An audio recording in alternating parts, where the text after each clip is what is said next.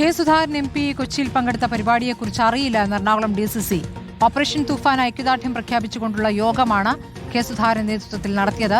Criminal പശ്ചാത്തലമുള്ളവർ യോഗത്തിൽ പങ്കെടുത്തുവെന്ന ആക്ഷേപമുയർന്നിട്ടുണ്ട്. യോഗത്തിന്റെ ദൃശ്യങ്ങൾ സമൂഹമാധ്യമങ്ങളിൽ പ്രചരിക്കുകയും ചെയ്തിട്ടുണ്ട്. സജോ ദേവസ്യ വിവരങ്ങളുമായി. സജോ, അപ്പോൾ എറണാകുളം DCC അറിയാതെയാണോ കെ സുധാകരൻ യോഗം വിളിച്ചത്? ഈ യോഗത്തിൽ എത്തിയ ക്രിമിനൽ പശ്ചാത്തലമുള്ളവർ ആരാണ്?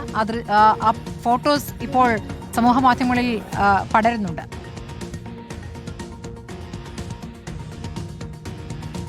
സ്മൃതി, അദ്ദേഹം ക്ഷണിക്കപ്പെട്ട ഒരു പരിപാടിയിൽ പങ്കെടുത്തതായിരിക്കാം. അങ്ങനെ വരുമ്പോൾ എല്ലാ പരിപാടികളും DCC അറിയിക്കണമെന്നില്ല. അതുകൊണ്ട് DCC അറിഞ്ഞിട്ടില്ല, തങ്ങൾ അറിഞ്ഞിട്ടില്ല എന്ന് മാത്രമാണ് DCC പറയുന്നത്.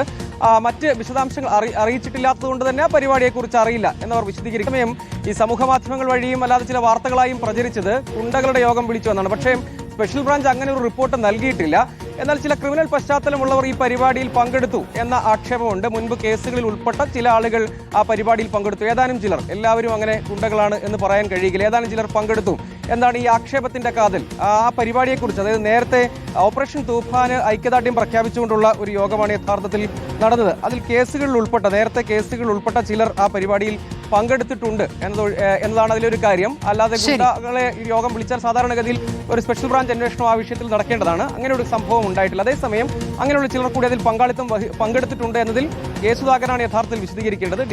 കെ സുധാകരൻ വിശദീകരിക്കേണ്ടി വരുമെന്നുള്ളതാണ്. തൂഫാൻ ഐക്യദാർഢ്യ പരിപാടിയിലാണ് ക്രിമിനലുകൾ പങ്കെടുത്തിരിക്കുന്നത് എന്നുള്ളതാണ് വിചിത്രമായ കാര്യം. ഏതായാലും എറണാകുളം DCC തങ്ങൾക്കറിയില്ല പരിപാടിയെക്കുറിച്ചെന്നുള്ള വിശദീകരണമാണ് നൽകുന്നത്.